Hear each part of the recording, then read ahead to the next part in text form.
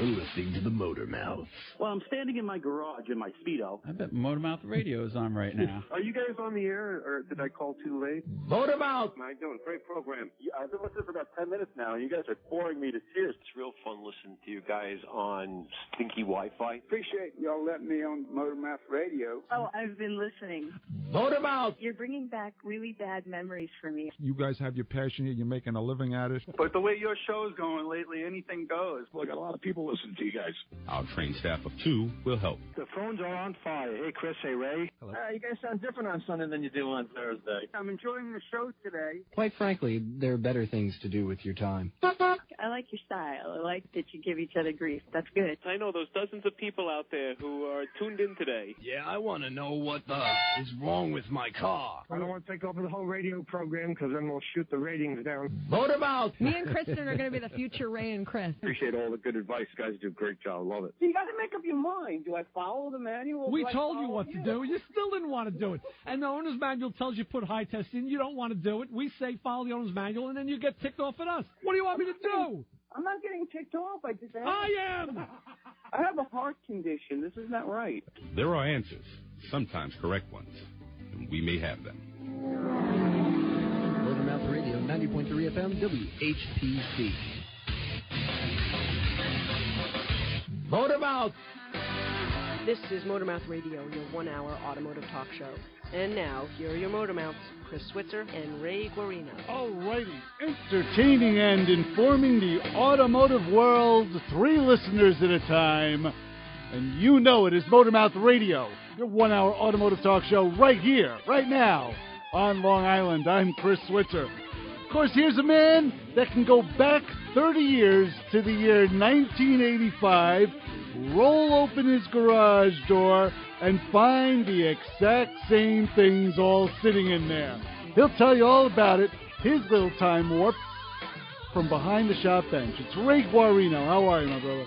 Yeah, we can do the time warp again. Mm-hmm. Let's put your left foot, yes. left foot front. But yeah, and I got some new junk in the garage. It's not all the same old crap. Oh, I think it's the same old crap. A lot of it is, but there is some new junk too. And I rotate the junk. Recently, I've been rotating it quite a lot. I kind of thought about it. I really did think that way. I said, you've had your house 30 years. Yes. You right? You've been there close to 30 years, maybe over a year. 29. Okay. I've been in my place. I mean, my place has been in the family for almost 100 years, but I've been there 20. Yeah. On a regular basis. So I think I compare the garages. Now, I haven't seen your garage 30 years ago, but I do know that most of the stuff that's in there... It was empty when I moved in. It was? Well, I moved in. When you moved in, but you filled it with junk. Slowly. Yeah. Well, I think more rapidly than slowly, but that's just personally. That's the way it looks. It looks like it's been there a while. So I think about your garage the way it was 30 years ago and my garage the way it was 20 years ago. Mm-hmm. And my garage 20 years ago was completely different than yours. It was because my dad had it. Uh-huh. And my father never put a car in the garage. Oh, I was like the first one to put a car in that garage in like 60 years. Okay. My dad never did. He thought it was like his own personal used store building. That's what he thought it was. And it was filled. It was completely filled. Where you had to step over junk to get to the back of the garage. You couldn't simply walk on the concrete floor. You had to step over boxes to get back there. And then he wonders why everything was broken when we took it all out. Well, yeah, the china didn't fare too well. Yeah, right. Well, that was some of it. Ears missing off the cups and and the plate snapped in half. You look at, that's one of my hobbies as I drive around. I look in the neighborhoods, and you look in people's open garage doors, and you see it's a 2-car garage filled with junk, and I say, what a waste. Mm-hmm. But that's it. You pay for it. You do with it what you want. That's for sure. So, speaking of junk, this is Motor Mouth Radio. It's a 1-hour automotive talk show. We got a very special show happening today, don't we? We should have our good friend Mr. Steve Magnante on the phone today. Yes. Before he goes to see him, of course, author and just car extraordinaire aficionado. Mm-hmm. Steve knows a little bit about everything, and he's got some real specific topics that he's very, very well versed in. So we're going to be talking to him again about a plethora of stuff you may not expect. But I have to do kind of like, I'm only prepared for him today. I'm not prepared for anything else. I did my Steve homework. That's it. We got a lot of stuff to talk about before Steve calls. Go ahead. Well, I have a I guess you call it a mea culpa. I don't know, of some sorts where another Steve is regarded. I got a call from Gasser Steve this week, and he took me to task, put my feet over the fire. About the way I told you last week, I gave a quick synopsis of driving his car. Correct. He had me drive his car. Yes. And Steve felt I didn't represent it correctly, and he was kind of upset about it. We parted as friends. Everybody was fine. We had a kumbaya moment. There were hugs all around. Yeah. What didn't he like about the way what you did? Well, that I didn't really describe driving the car. The good points of it. I was kind of obsessing with how stiff the clutch was and how stiff the throttle linkage was and whatnot. And I explained to him, Steve, and here's my mea culpa. The thing I was trying to do, I was trying to set up. I was giving him the radio link. I was trying to set up my point, and my point was what I pre-sold to you. How I found out that I was happy with the way I decided to build my own car. Right. But the way I illustrated that was by using his car as the examples of what I didn't do. But you also stressed it was a matter of taste, not a matter of inexperience or shoddy workmanship. Well, that was the thing. I wasn't, and I didn't, and I wouldn't because I don't believe it's true. Right. I wasn't putting down what he did because his car is absolutely fantastic for what it is. Yeah, you're talking about it's a matter of taste. It just so happened that I drove that car that day and drove my car, and it was a perfect comparison. It was like an A and Z, if you will. And I did what I told him that I said, and he realized that was the one thing I didn't have to pay attention to was the biggest part of the car that you would see, which is the front end and the suspension, which you would think, oh my God, the thing's going to be all over the road. Right. And it was not. And the reason I didn't have to pay attention to it is because it was done so damn well. It was done perfect. But yeah, Steve's car is kind of like, it's what we would have called a hot street car back in the day.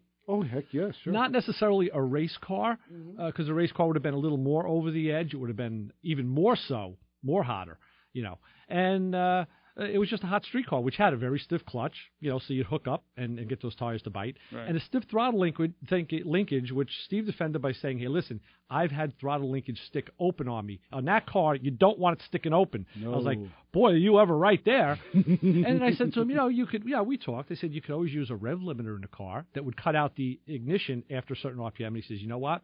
Too new school. The car is strictly an old school build. Rev limiters didn't exist then, so I don't have one. And there you go. So the bottom line is both of his cars, I haven't driven the other one, but I'm sure that I could say it with impunity. Yes. They're both built absolutely stellar in their design and in their field, and the way they were built, which is what I was using to describe my car. The way I built it is exactly the way I wanted it. Right. And Steve is also bigger than you. A little bit, yeah. A little bit bigger than me, yeah. Well, I took his point. I said, hey, listen, Steve. He goes, I hope you don't mind. I said, nope, I don't mind. You can call me out anytime you want. That's not a problem. As long as I can defend myself, then that's cool. We're all good. We're all good. So we're all in the streak. Ray's been called out by Lou. Oh, yeah. By Lou Santiago, what was it, 2 weeks ago? Which is still a great interview. I listen to it all the time. And I tell you what, I love that, too, because that's the reason I wanted Lou on the show, because he has that New York sensibility. Yep. A lot of guys we talk to from around the country are nice. I mean, not that Lou isn't nice, because he is. Of course he is. But Lou has that sensibility where he'll step up and get in your face a little bit. Yep. And I like that. And it made for good radio, too. Well, because those are the guys we grew up with. That was the way it was. Like, hey, you get called out on something, you either defend it or you drop it. Right. So I have no problem with that whatsoever. If I'm right, I'm right. If I'm wrong, I'm wrong. But it's got to go, the credit's got to go where it lies both ways. Very, very true. Well, let's go to the phones. Let's go to the fun, see who's on the line, and say hi, you're on with the Motor Mouths. Hello. Hello, guess who? Another Steve. Lo and behold. Hey, what's up, Bubba? That's the Bronx. How are you? Good. I had to drag my butt out of bed at this ungodly hour. It's only 9 o'clock in the morning over here, just to annoy you guys. Are you watching us on vaughnlive.tv/motormouthradio on your water-driven computer? I'm looking to you as you point to my face right now. Boy, by 9 o'clock in the morning, I had 2 full Sunday newspapers read, a pot of coffee, drunk, and was working on breakfast. And he was drunk, too. And you were drunk chunk on top of it. Well, I usually get up about 8 or so, have my coffee, and then start my day. Go into my man cave, as you say, garage. You made a good point. I see it out here, too, because I'm not used to a neighborhood where people use their garages as storage. They look like giant Goodwill dumpsters, lack of a better term. Yeah, that was the way my dad kept the garage. He definitely kept it that way. It was just most of them do. See, I'm spoiled in my garage. I have a 3-car garage. One day it's carpeted. In fact, the whole garage is carpeted, even under the lift. Believe it or not, which is crazy. Yeah, but you also have those lamps in there with the women with the like statues, with the women with the rose in their mouth and the clock in their belly.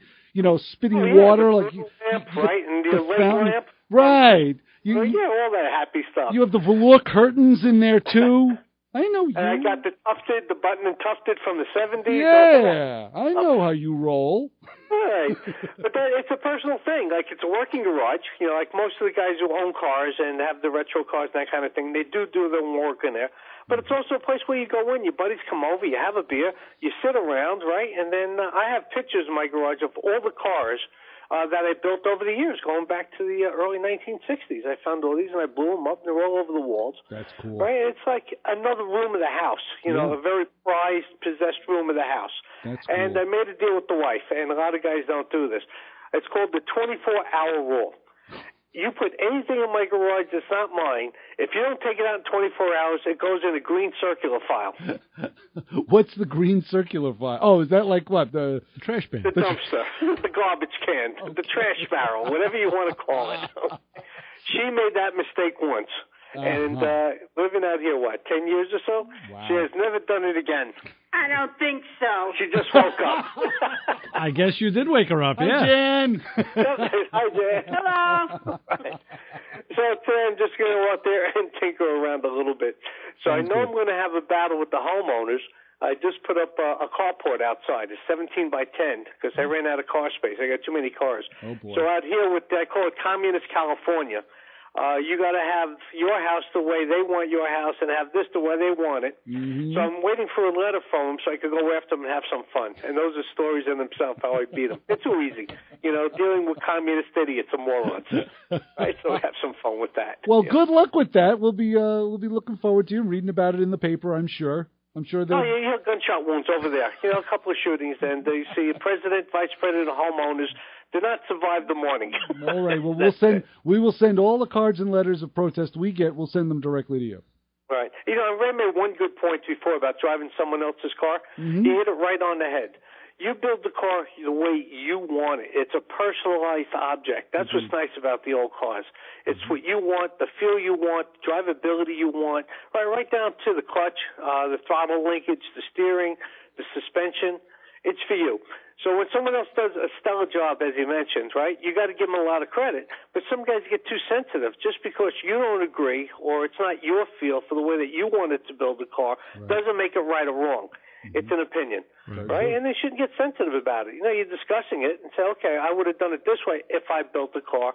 And if you would have built my car, you would have done it that way. Well, and there's nothing wrong with it. Just don't get sensitive and touchy. You know as well as anybody, car guys are the most oversensitive people. They take themselves way too seriously. All the car guys I know do that. Oh, unbelievable. That's why I don't like going to car shows out here.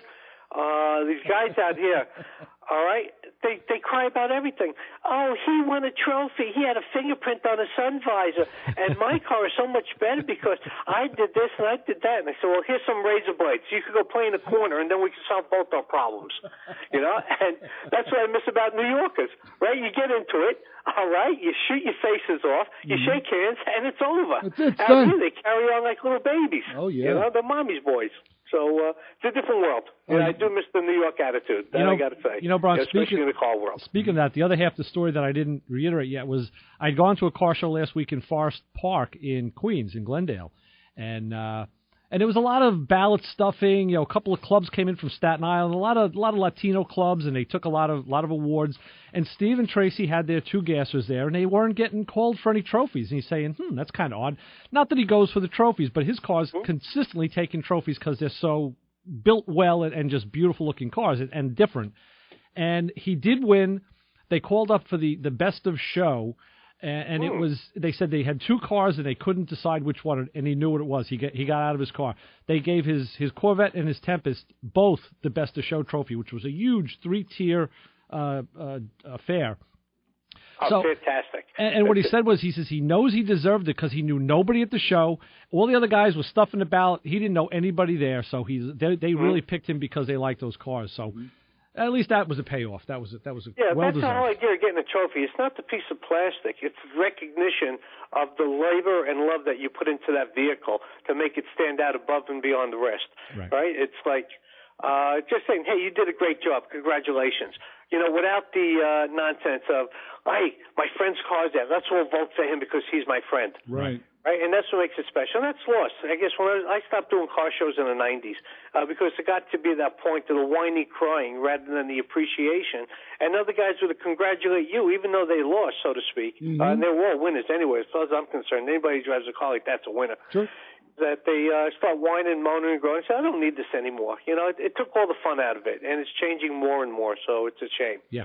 I'll give you one fast one before I go. Okay. They just announced here in Nevada, and it's probably all over the country, is that now they're classifying classic cars 25 years old.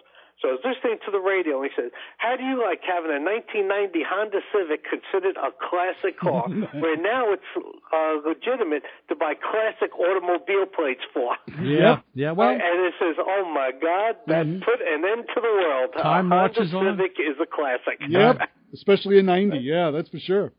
Right, that's so amazing. that's where we're at this point in time. We're getting old, boys. Yes, we are. I'm going to go have my coffee. All right, enjoy.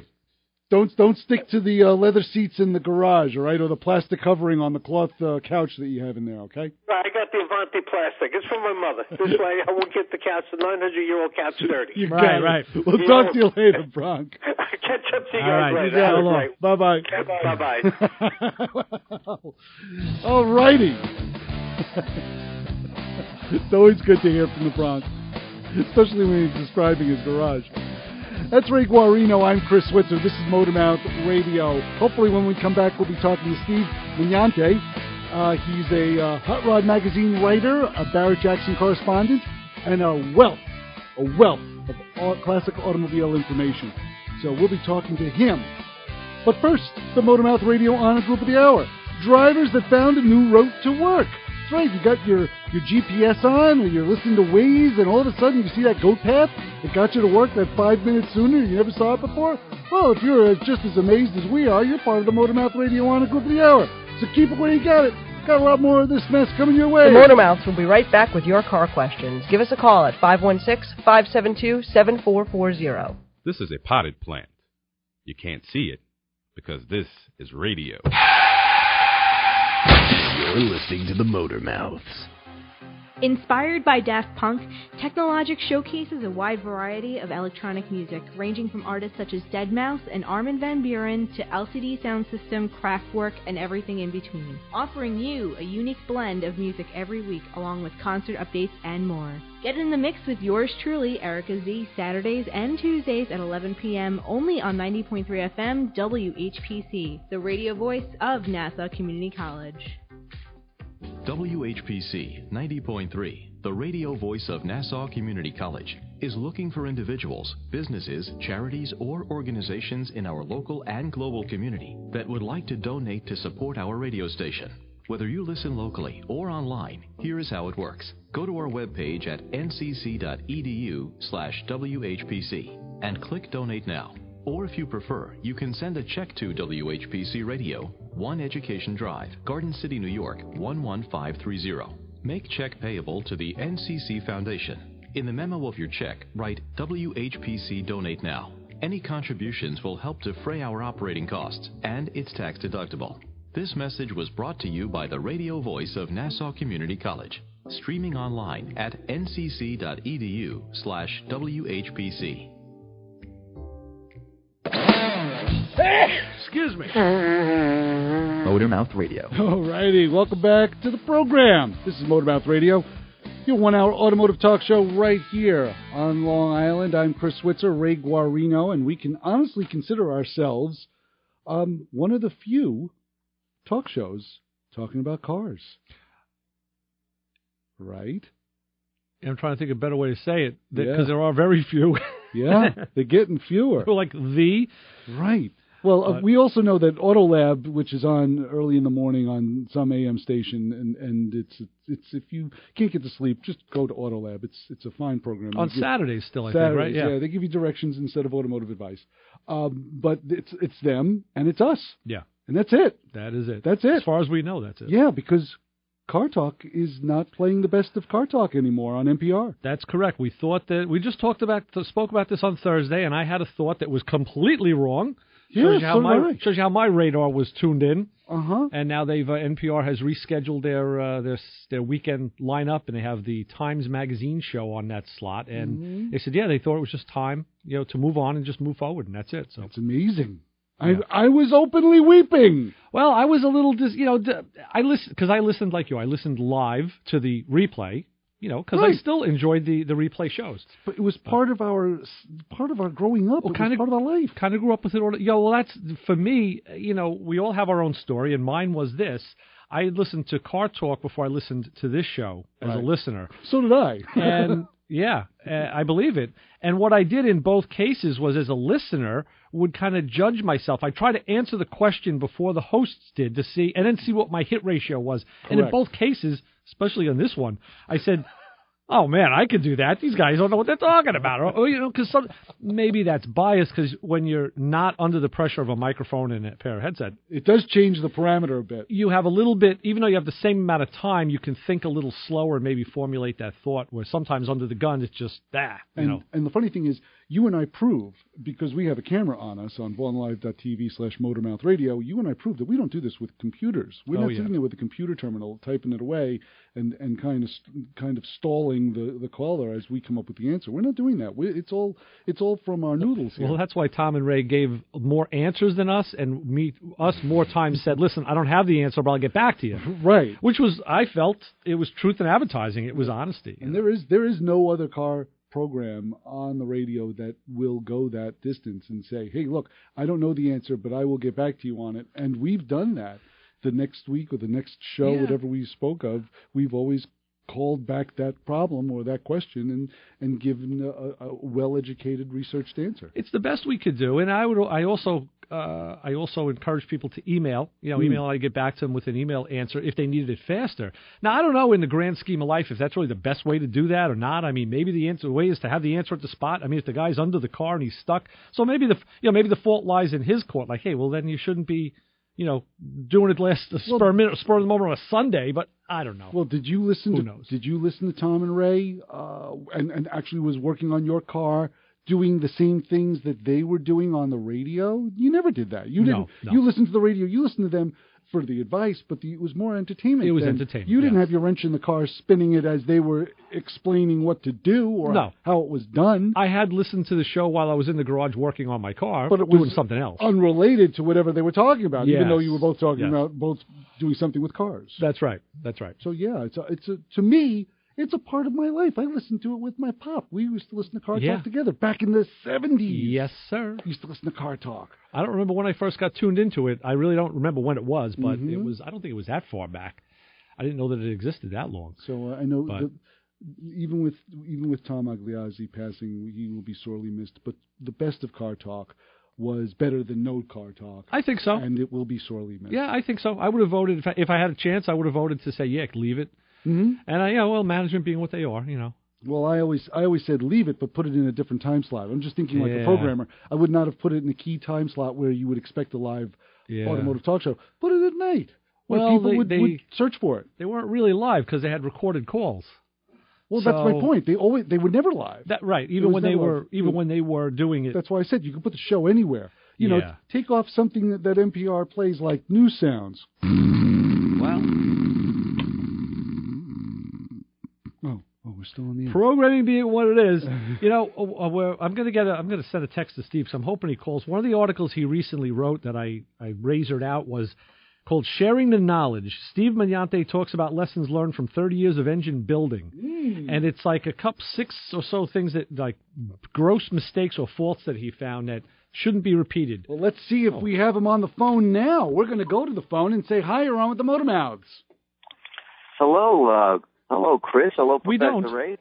Howie, how you guys doing? It's Mr. Classic Car Owner. Yes, it's the Big Man. Well, What's thank up, you. sweet cheeks? What are you doing? Well, what am I doing? I'm trying to do an R&R on Sunday, but I wanted to add, I heard your discussion of classic cars from 1990. I knew it.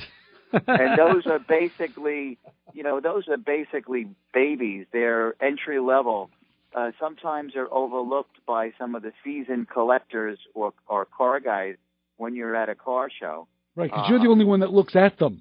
Everybody else doesn't. I look at them because, I value, almost all cars, except a few. But, it's the babies in the sport. You're a trendsetter, Howie. You're a regular trendsetter. I don't know about that, Yeah. but I'm just saying that all of them should be looked in condition. If they're 20 years old, 25, 30 years old. Some guys don't even look at cars until they're 40 or 50 years old. You're the regular. You're a Ponce de Leon of this automotive hobby. Howie, what are the few cars that you don't? You mentioned there's a few that you don't really like or pay attention to. Which ones might they be? Probably I would say maybe some of the ugly cars. Well, I want specifics. ugly? Which ones? Yeah, what cars? Maybe like in the 80s, the Yugos. Okay, well, unless you're in a Slavic country, I don't think those cars are going to be in car shows too soon. And don't laugh, because those cars are actually increasing in value. Not a lot, but they're not going down anymore. I mean, really, they can't go down from where they are now, but there's people that collect them. Chris, what are they, $3,000 or $4,000 new? They were about, I'd say about $5,000 new, yeah. But now you can find one. If you find one in halfway decent shape, you're going to pay a couple of bucks for it. All It's right. not as cheap as they expected. So what else is on the Howie? What else is on the Howie hit list besides the Yugo? Oh, the Howie hit list. I like this here.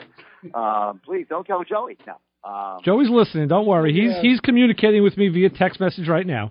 Oh boy. Oh God. I'm in trouble already. Of course you are. When you picked up the phone. Some of the boxy cars sometimes. Like I'm Le Car? not crazy about.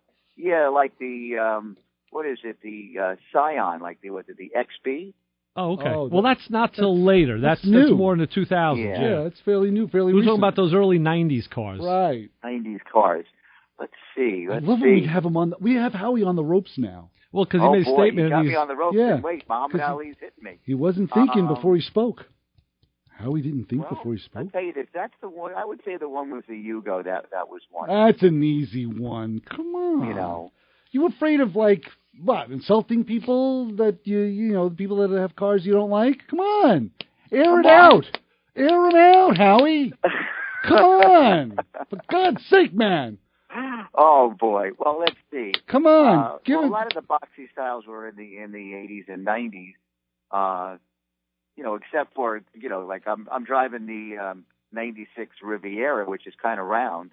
Not boxy.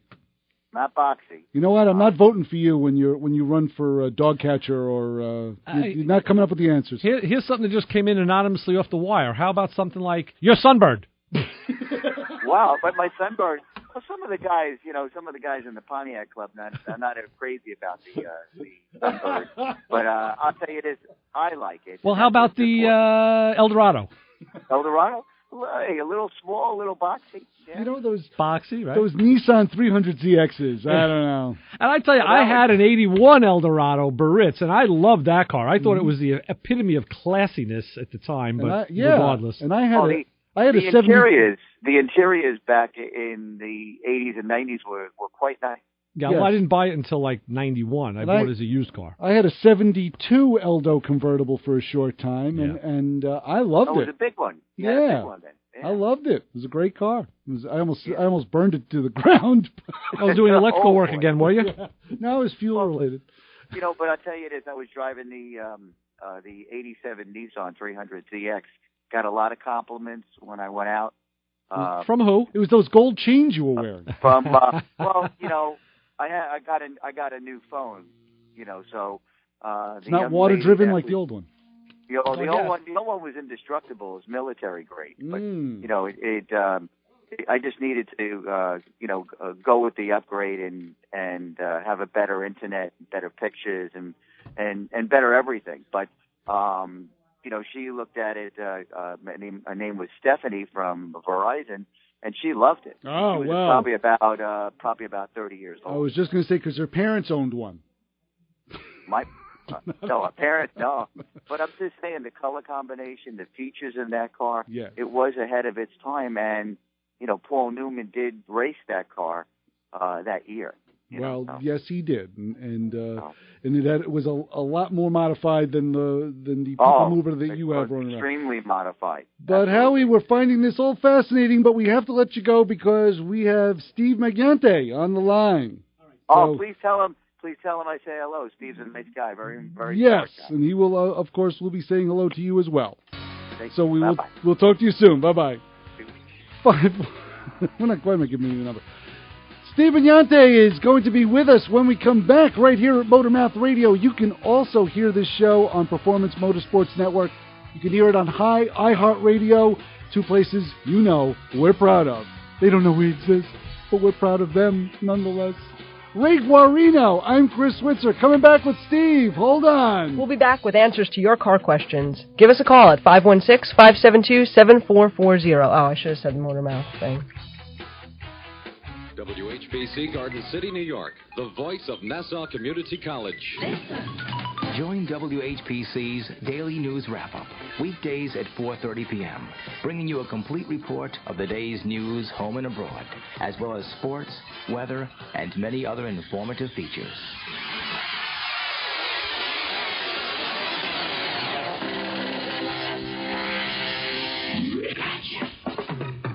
We're Long Island's FM alternative.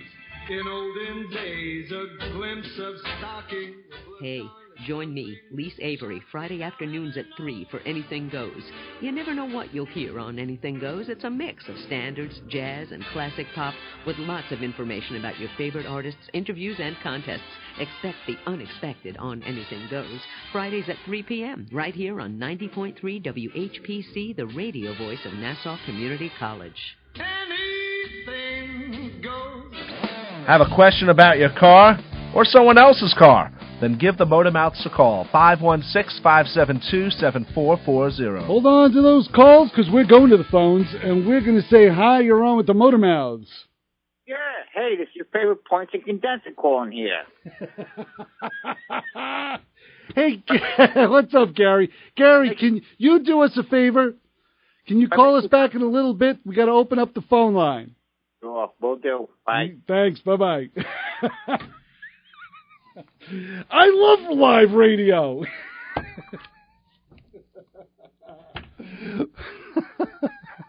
Ray is writing down buy glass and chop it up into little pieces to blow up station, cut phone line wires, stick in eyelids. Yeah, cut phone line wires. Let's see, kick Jim in the pants when no, it's not. No. Listen, it's just that's how we're handcuffed here. What are we going to do? That is true. It is amazing. We have no control of what. You spoke to Steve, didn't you? You said call us back. I just told him to call, and then you open the door in influenza. I thought that was Steve. But no. So hopefully the next flash we see will be Steve. Right. So that is, and I'm not giving out the phone number because it's like, it's become that knee-jerk reaction to give out the phone number. I don't want to. I know, but the people who would call know it anyway. It's probably on speed dial. VaughnLive.tv/MotormouthRadio does have a chat room, and I never bring it up. No, it does. It does. I know it does, but oh boy, here we go. No, it has a chat room. So if you sign on Vaughn Live, you could, like, if you type in the chat room, it'll bring up a prompt that wants you to join Vaughn, and it doesn't cost anything, and they don't send your information to anyone that's going to bring any harm to you. But what it is it's just a chat room. And I'm thinking to myself, as we're talking about this, since our phone line is going to be occupied, I say go to the chat room if you have a question, and we'll give it a shot here. This is all new. Yeah, it's all incredibly new here. And in practicality, as you stand with your back to that computer and never see what people are typing on the screen, it'll never get answered until after the show. Well, if I'm looking at you, you're looking over my shoulder at the screen. If I see you squint, I'll notice. I can see there's a box. I can't see that it changes. Answer the phone. This should be Steve. Let's go to the phones and say hi, you're on with the Motormouths. Hey, guys. It's Steve Magnante. Thank God you're here. All right, Steve. Good to hear from you. Another guy snuck in on you. Believe it or not, another guy snuck in underneath you, so we had to just race him off. We're on the air saying, don't call us. We're waiting for Steve. How are you? Well, doing well. Yeah, the fall is kicking in here in Massachusetts. It's no longer summer, but that's okay. Time to work indoors instead of outdoors. Bring all the cats in the garage. Yeah, the cats are in the garage, the cars too, but it's actually a good time to be working on model cars, which a lot of great models just come out. Just a lot of stuff there to talk about, that's for sure. Are there new models coming out, Steve? New stuff that we'd be interested in? Well, there certainly is. Yeah, for years and years, the Ford F-Series pickup truck, the one done from, say, 1967 through 1976-ish, there are two models. A company called Mobius makes a wonderful 69 with a 6-cylinder and a 71 or a 72 with a V8, an XLT, and there's a short bed and a long bed. Two different kits. Built both of them. They're both amazing, brand new tools, not rehashed AMT stuff. So if you ever needed a model of one of those are out. And there's also a 65 Plymouth Satellite, also from Mobius, just came out. It's a wonderful street wedge, 426 powered car, and the lines are perfect. Even better than the Johan that came out back in the 60s, the 64 Dodge and Plymouth. So, yeah, good times for model builders. Oh, that's great. Hey, Steve, when you open up a box to start on a model, and the only reason why I'm bringing this up is because I recently had to do this, and I completely forgot, so I'm asking a pro. When you open up the box and you kind of wash everything down, you're supposed to clean the plastic off, and you let it dry, what do you do first? What's the first thing you do? Well, the funny thing, I've never washed them. Neither have I. I didn't know you were supposed to. No, that's the first I've ever heard of that. Yeah, well, because it has like a residue on it that like a mold release, maybe. Yeah, that the paint doesn't stick to. Huh. That's funny. Well, to that point, the mold release agent, of course, which is, they use that in all types of plastic injection molding.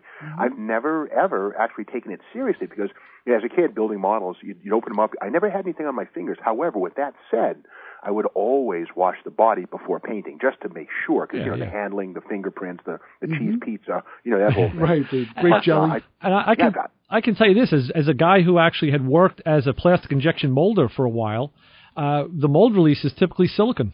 That's what it is, like a silicone spray. Which will kill paint adhesion. Oh, hell yeah. Oh, yeah, because I used to get fish eyes a lot of times. There you go. Huh. Well, yeah, I guess.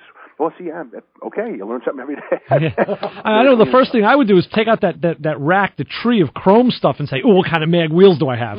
That's right. Make sure everything's there. Make sure the decals. One thing I always do is I make sure that the tires haven't been sitting on the decals, which they'll sometimes stain, create those little circle rings, You get your Ram Charger stickers, and what do you know, there's a tire marker right in the middle of the stripes, that whole thing.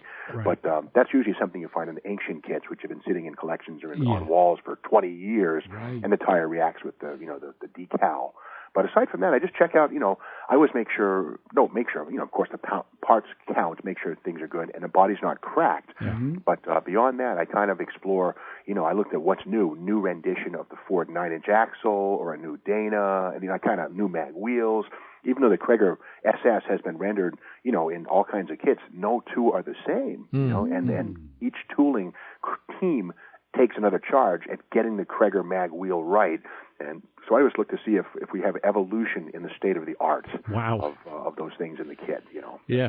Steve, how many models are in your collection these days? I know you've always had many, around.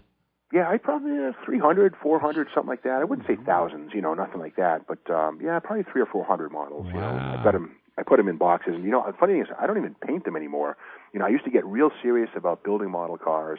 And if you Google, Steve Magnante modeling or something like that, you'll see some of my models I've created over the years.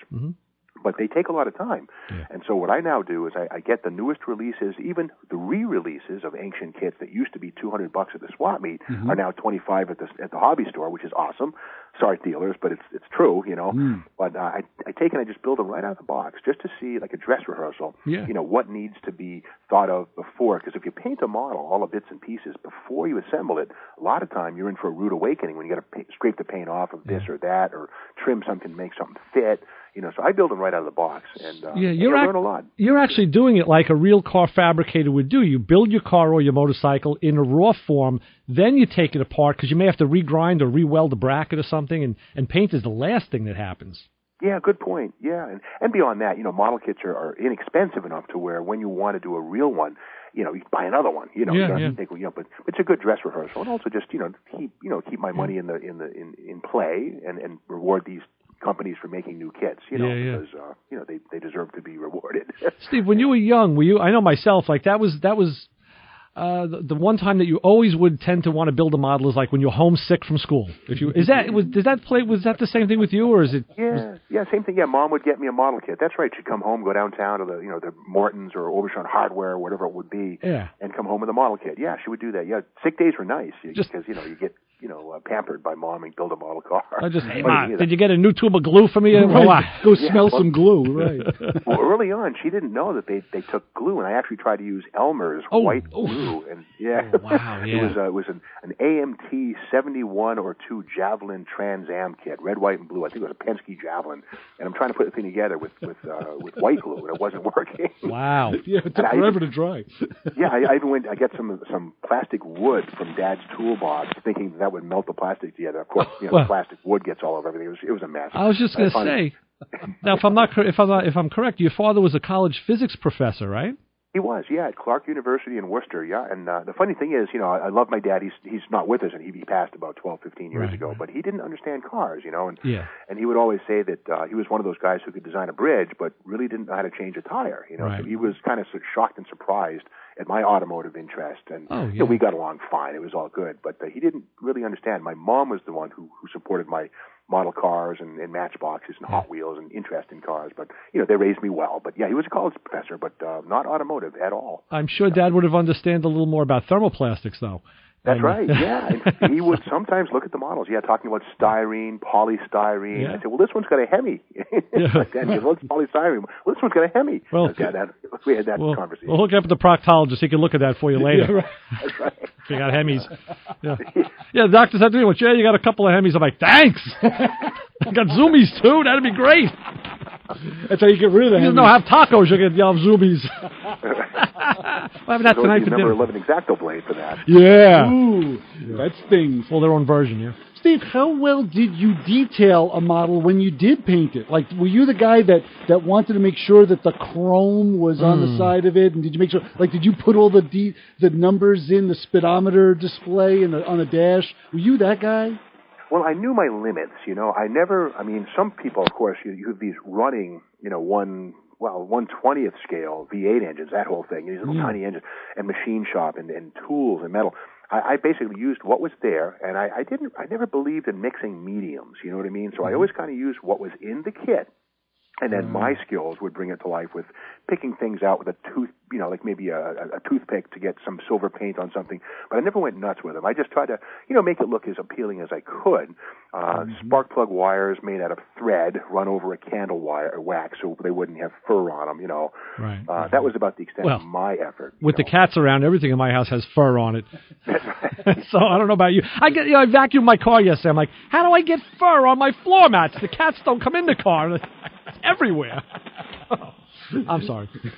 Right. All of Ray's model interiors are all like tuck and roll. Mohair. Mohair. Exactly. Mohair, that's for sure. What are your favorite models to build, Steve? I mean, do you gravitate towards a Revell or an AMT or an MPC or the new ones that you're speaking of now that I'm not even familiar with? What's your faves? Yeah, good point. Well, I like models with good, certainly, of course, the subject matter has to be good. And also, like Lindbergh, we all know that Lindbergh models, and we wish them well, but boy, they were kind of the dime store, very detailed. Yeah, and two-piece hard plastic tires with the mag molded in, that kind of thing. I shied away from those. Palmer was another budget brand. They were okay, but again, just, three-piece body shells. Come on, they didn't have tooling, to make a real body. But the AMT, MPC, Revell, Monogram, the only thing Monogram I didn't like so much because they had 1/24th scale model. That was their language, which made them slightly larger than the other cars sitting on my desk. Right. So MPC, AMT, Revell was always a challenge because they tried to do a lot with opening doors and tiny pieces of chrome, little tiny spokes and stuff. Yeah. And sometimes it was too much for me. But I do remember the Skipper's Critter Anglia from Revell. I love that model. It was a Anglia coupe, with an injected Oldsmobile. It was done after Skip Hess's car, the Shores and Hess car, a real-life car. Right. And Skipper's Critter, one of my favorites when I was a little kid. I remember as a kid, the Revell model was the Jungle Jim Vega, the funny car, and the frame was literally like just tubes. Yeah, the ladder bar. The ladder frame was just tubes, and I'm thinking to myself, I'm 8 years old. I'm almost I have to be an engineer in my own right to put this thing together. Yeah. That's right. Yeah. You know, Steve, in the 90s, I bought a kit, and a couple of them, and I think it was MPC. It was called the Builder Series, and they were kits, I think, that were much older, and they were re-released. And I know the one that I could lay my hands on today is it's a 67 or 68 fastback Mustang, but it's a gasser. Yeah. And it came in a plain white box with just plain lettering, so they didn't put any money into the boxing. They put all the money back into reproducing these kits. Yeah, that was the Blueprinter series, right? Yes, right. Yeah, and it was an early nod to the fact that not just little kids build model cars. And in fact, today, the majority of people building model kits are what we call rejuveniles. We're kids who are now adults, you know. Good. And we're reliving our childhood. So the hobby industry, and in fact, if you look at the box art, something happened when Jimmy Carter was a president. He became president. It was a thing called Truth in Advertising. Okay. And they really crashed down hard on anything marketed toward children. If the box didn't show what was inside, it couldn't be sold. So that's why the box art went from that beautiful shot of Jungle Jim doing a burnout to this kind of ugly little model car sitting there crooked on a table with 3 lights on it. And that was because of the Truth in Advertising laws in 1977, 78. And of course, video games were the final coup de grace, and building models kind of is dead. But now, if you notice, they pay no attention to children in a way. They do have the starter kits with the snap-togethers, but for the most part, model kits are meant for us. You know, the ones who built them first in the 60s were now in our 40s, 50s, 60s, 100, whatever, and we still build models. But, rejuveniles, that's what I like to call us. Son of a gun. I just got a text from our friend Billy G, and he's asking me to ask you about kit bashing, and I assume what he means is mixing up of parts to make a car that didn't exist. Yes, indeed, yeah. Well, a magazine called Steel Auto Enthusiast came on the scene around 1979, and it picked up where Car Modeler left off in the late 60s. Car Modeler, they were from 65, something like that, 65 to about 73. And sadly, toward the end, they went into HO and slot car, and they kind of got away from models. But in 79, Scale Auto Enthusiast comes along, and they introduce this whole new level of skill and the term kit bashing, indeed, which is taking the best parts from this, that, and that kit, combining them to get a really accurate depiction of a model. So yes, kit bashing, I will definitely do that. And the only trouble is when you're a kid and you get $225 a week for allowance, you can only buy one model. So the bashing of kits is something you dream about, but you can't afford, But now that we're all a little older, we have all these models to pick, choose, and grab from. Yeah, kit bashing is a great way to improve. And while you're at it, you buy 3 models to get one done, and you help the hobby. Yeah, and the good thing is, too, I know whenever I built models, I always save the extra parts. Mm-hmm. So you build this cachet of stuff that you could bash around. And, of course, then there's the guys who build match bash cars like yourself. You're very legendary in that regard as well. The real stuff. Wheelbase. Yeah, the real stuff. I wanted to talk about the legendary, the Hillberry Hell Shack. I don't know if we're going to get into it. Chris wants to take a break. Let's take a break. Okay. We'll take a and we'll come right back. We'll talk more about some of the real stuff that Steve Magnante has in his coffers, along with the model cars, right here on Motormouth Radio. Steve Magnante, Hot Rod Magazine, Barrett Jackson correspondent, and a whole bunch of other stuff. And we're going to definitely touch on it right here, but the Motormouth Radio Honor Group of the Hour. First, if you found a new route to work, especially if it's over someone's lawn, you're part of the Motormouth Radio Honor Group of the Hour. So keep it where you got it. More Steve coming your way. We'll be back with answers to your car questions. Give us a call at 516-572-7440. Oh, I should have said the Motormouth thing.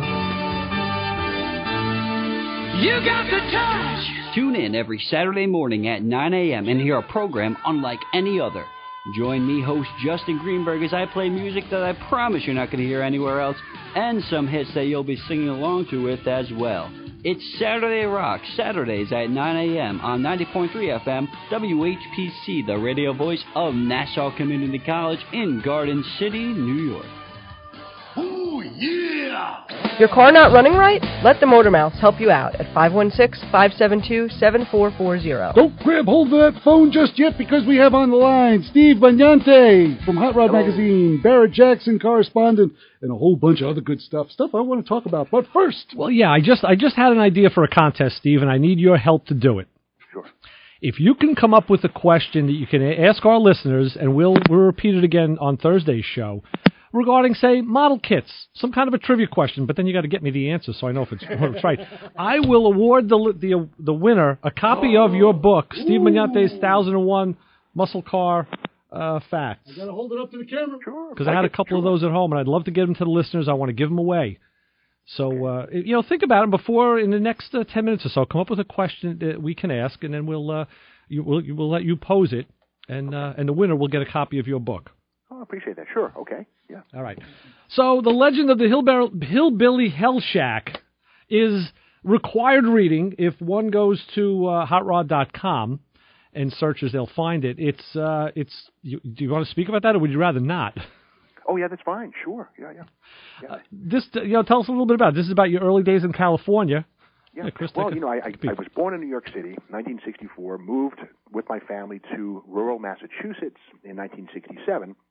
And in 1991, I was out of college, really nothing cooking here in New England. I was living in Massachusetts. I'm going to California. So moved to California in 1991, and after 2 years living in North Hollywood, found out there was a place in El Monte that was available, along with a job that I had at Chrysler Power Magazine. So anyway, I go out there, and there's this big quarter-acre plot of land with 2 cottages on it, and I rented the back house. The owner was a sort of an eccentric fellow, shall we say. He lived in the front house, and he was an employee at Chrysler Power Magazine. Well, long story short, he became ill and had to go into the hospital permanently, and I ended up buying the property. So it became sort of a hot rodder's paradise. I rented the front house out to a few different people who had just a good sense of humor, didn't mind the sound of a Hemi at 11 o'clock at night, in or out of the yard as we went out to do some testing. What about in or out of the kitchen?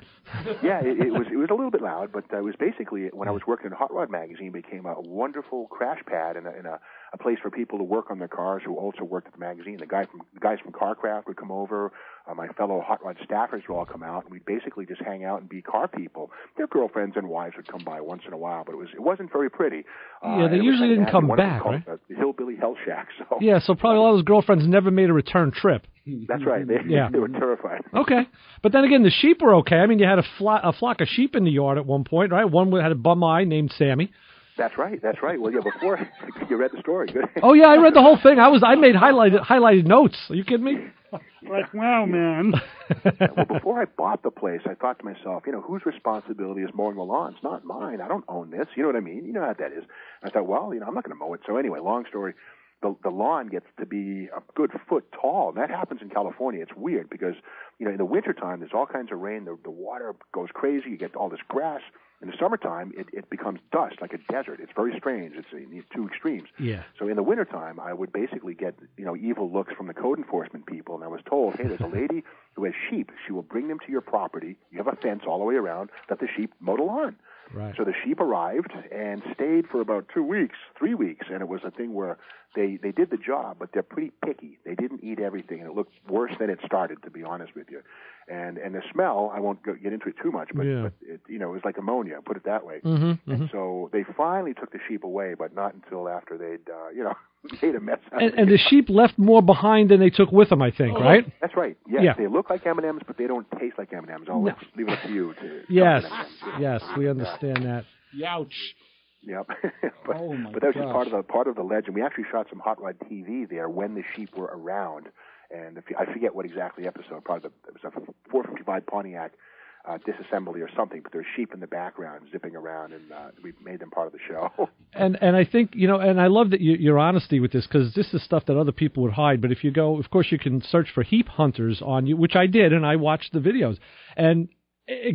Just great watch. It's just great TV on a computer. It's fantastic stuff to watch. Heap Hunters is a show that actually Velocity Channel is looking at right now. Are they? It's sort of an automotive game show. 2 teams are given a small budget. They go to the junkyard and to the swap meet.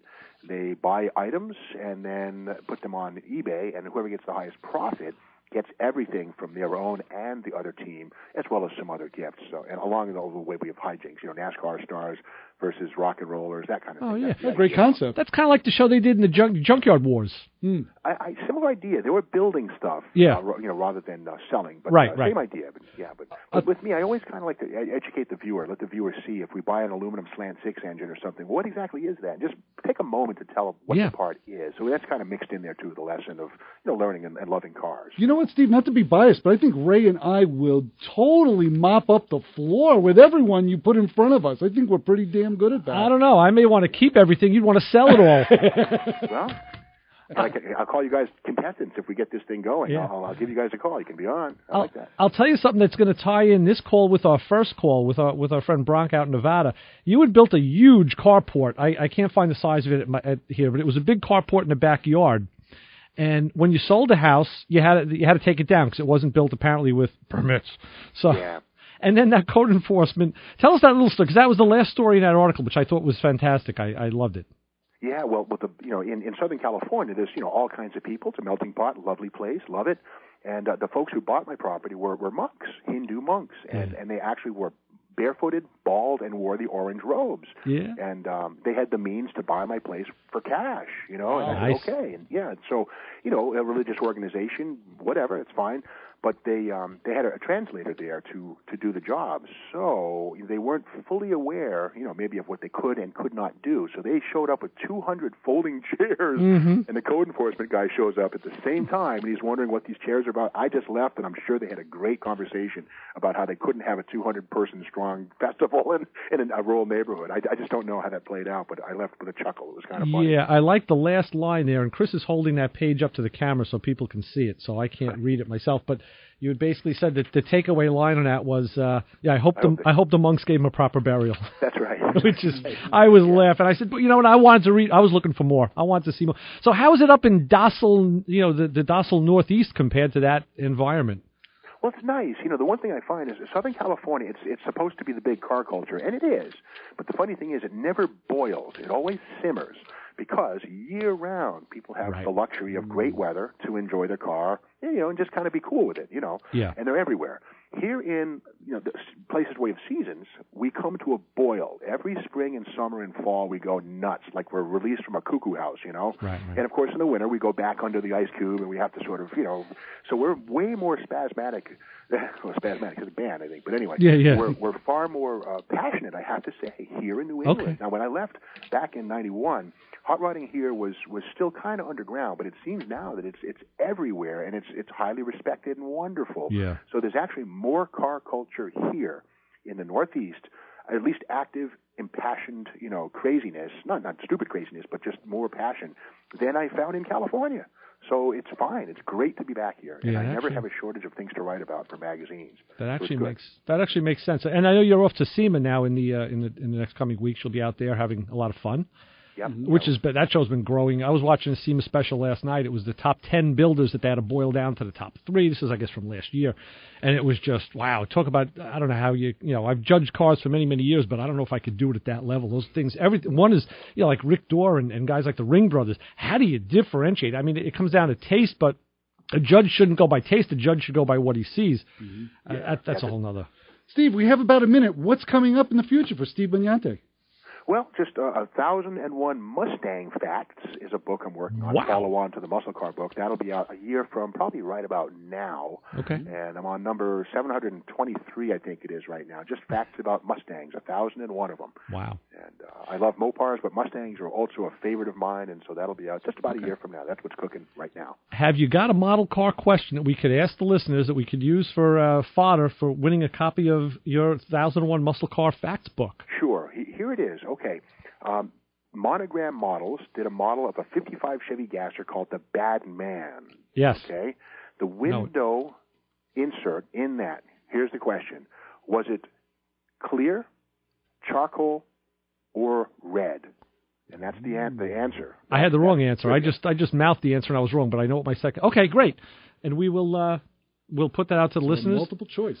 And we'll repeat it again on Thursday, and the winner will get a copy of your Steve Magnante's 1001 Muscle Car Facts book, which is, I read it cover to cover. It is fantastic. All right. Well, Steve, thank you so much for being with us here at Motormouth Radio. It's been a pleasure. You too, and love your show. We'll be in touch again. You know, I bother you every couple of months to come back, and it's nice that now you actually know who I am, so you do get back to me, which is nice. I appreciate it. And enjoy SEMA. Okay, thanks, guys. We'll talk soon. Steve. Take care. Bye-bye. Bye-bye.